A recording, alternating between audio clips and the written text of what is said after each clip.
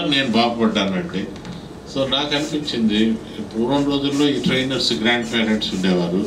So ఈ ఫ్యామిలీలన్నీ అయిపోయి nucleus families రాగానే ఎవరో ఒక ట్రైనర్ అవసరం ఉందనిపించింది. నేను వీళ్ళకి చెప్తుంటే బాగుందన్నారు. ఈవెన్ నేను గవర్నమెంట్ ఆఫ్ ఇండియా సర్వీస్లో ఉండేవాడిని, ఫుడ్ కార్పొరేషన్ ఆఫ్ ఇండియాలో పనిచేసాను. అటువంటిది ఈ ఫీల్డ్లోకి రావాలని అనిపించింది. ఎందుకంటే నేను చెప్తుంటే వాళ్ళు వింటున్నారు. ఇప్పుడు పూర్వం మన ఇంట్లో తాతయ్యలు ఉండేవారు. ఎవడైనా పరీక్ష ఫెయిల్ అయితే వాడు ఆత్మహత్య చేసుకునేవాడు కాదు. తాతయ్య దగ్గర పోయి తాత నేను ఫెయిల్ అయ్యాను అంటే ఎందుకు భయపడుతున్నాడు, మా తాత వస్తుంది, మా నాన్న వస్తుంది, మీ నాన్న కూడా ఫెయిల్ అయ్యండి చిన్న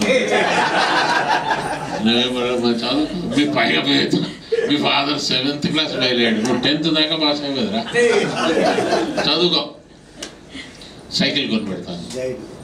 ఇక్కడ చూడండి మోటివేషన్, సైకిల్ కొనిపెడతా, ఓదార్పు, మీ నాన్న కూడా ఫెయిల్ అయ్యాడు.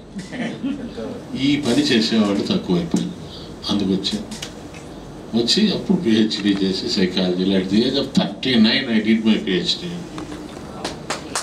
And government of India job వదిలేసాను.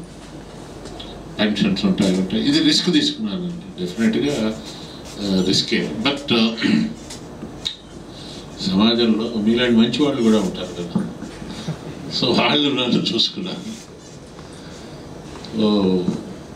అవసరం అండి, ఇప్పుడు చాలామంది సైకాలజిస్టులు అవసరం ఉంది. They are like grandparents, uncles, aunties మనకు ఉండేవారు అంతా. వాళ్ళు మనం ఏం చదవాలో అన్నీ నిర్ణయించేవారు. ఇప్పుడు తల్లిదండ్రుల మాట ఎక్కువ మంది పిల్లలు వినట్లేదు.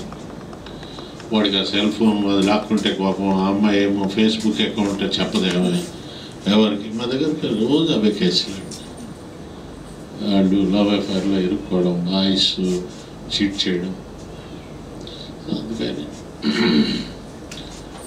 అంతేనండి. నెక్స్ట్